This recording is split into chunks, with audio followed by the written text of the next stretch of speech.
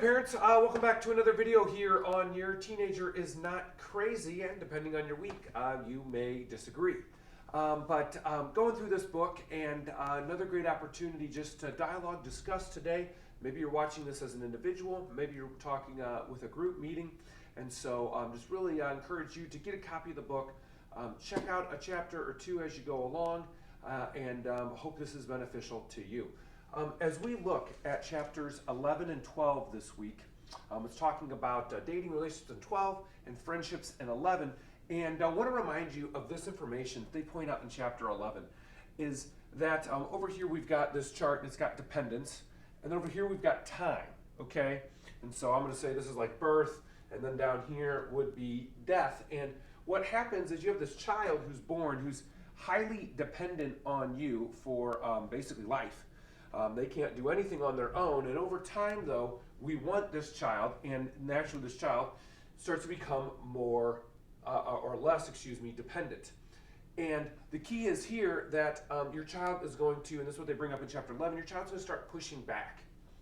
And they're not always going to agree with you. They're going to argue. They're going to fight. They're going to challenge. They're not going to want to do the things the way that you say to do them in your household. And part of that is setting boundaries and having non-negotiables with you and your spouse, or maybe it's just you if you're a single parent, at your home, and how things are going to be raised, and maybe grandparents and other people that you interact with that are helping care for this child can assist with maybe some consistency there. But also what's interesting as a parent, when an infant's born, you don't really need the child. Obviously you love and care for your child, but like the child can't really do anything for you. They can make you feel loved and stuff, but other than that, like they can't make you breakfast. But then as a parent, as we age, more often than not, we need help, and whether it's a child, could be someone else, but we're more dependent on them. Maybe we to an age where we're not able to drive anymore, and so we need someone to drive us around. Maybe we're not able to live in our own house on our own. And so it's interesting how this chart kind of works, and you may fully agree with it, you may not, but I think it's helpful because it's a good reminder that when you're having one of those stressful fights, arguments, crying, whatever that is with your youth, with your preteen, your teenager, is that's a good thing, okay? Ultimately, I think big picture, that as long as you work things out and there's grace and forgiveness and you talk things out and you can arrive at a good place, I think that's a good thing, because what happens is if your child does not become less dependent on you, they're going to be, as a kid around about this, but they'll be living in their basement, in your basement till they're 60 years old, and most of you, I assume, don't want that to happen. You want your child to grow up, graduate from high school, maybe military, college, a job, some kind of career, whatever that is. They go and then they have their own family, and then kind of start the cycle back over again with, God willing, their own children. And so something to kind of, I think, always keep in mind, that in these stressful moments, especially here, that this is a good thing, and God is working in and through this, and this is how He's designed us so that our children can have their own family and function and do that.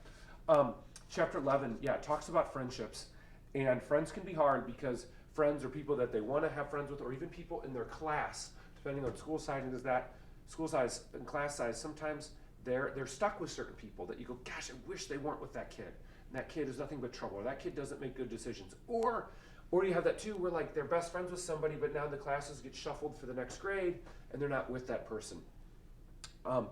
But that is okay, because I think sometimes it's good for us to experience different people, different relationships. What's hard is you're getting to a stage in life too where you can't control. As you get more and more, you're giving up control of what you're able to do with your child, and as they move towards that independence. I like how the chapter talks about acknowledge good choices, affirm good behavior. That tends to be repeated, but I also like in the faith section of chapter 11, it brings up how bad company corrupts good character. We at Christ Memorial, we talk a lot about being loved and sent, and there's something to be said about not always being in a holy huddle of Christians and believers in every single thing that you do with your life, because then how do we spread the love of God and the message of the gospel to others? The problem is, though, that it's that delicate balance, and there's not a quick answer, right or wrong, who should you hang out with, who should you not hang out with, but there's that chance that people can lead us astray and can be a bad influence. And peer pressure, not so much on, I'm going to beat you up if you don't do this, but Sometimes we get to a point where we want to do something so that we're accepted or we feel loved or we feel cared for by this group of people. And so friendships can be hard. And so something you can talk about is how are friendships going with your child? How has that been going over the last few years? Or has there been a new friend that's come in or something else? And how do you handle when a family maybe just doesn't even make the choice? You know, this gets real simple too, even if it's a great Christian family that your child's hanging out with. Your curfew's 11 o'clock, their curfew's midnight. How do you handle that? That can be even just two good things, but just two different times and two different just slight differences of how you're handling something. So moving on to chapter 12, dating relationships. This could be a 4-hour video. I love talking about relationships and helping students kind of navigate this stuff. And my tagline for a long time has been, probably 15 years in youth ministry, has been the number one overrated thing about high school is guy-girl relationships. And I see that keep trickling down lower and lower. Cell phones, contact, the way that they can connect with each other. I just encourage kids to be careful and cautious. There's plenty of time for that later. I like that the book talks about kind of refraining from being exclusive with somebody, you know, in 7th grade or something like that, or freshman year. To each their own, and I'm not going to tell anybody how to live their life, that they must do it this way. I don't think it works that way.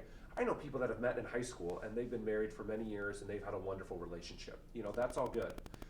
But I've also seen it too where someone has been wrapped up in a high school, let's say, relationship for 3 years, you know, sophomore through senior year, and then it's not allowed them to maybe experience or do other things with other friends and do other things. And so sometimes those can be challenging things to work through.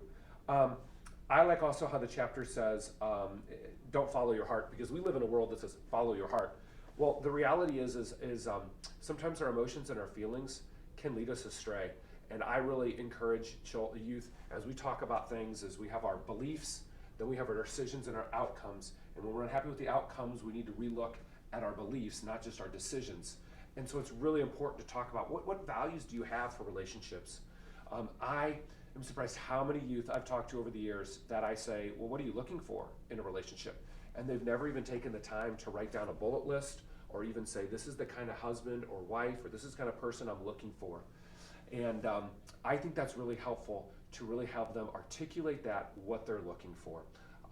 I'll look to kind of pause here on relationships. I'll put some questions in here for your discussion. I, again, could talk a while on this, but I'll save it maybe more for another video. And so blessings on your week as you navigate these 2 chapters, dialogue together, and help to raise and parent your child and children. Blessings on your week, and we will see you next time. Thanks.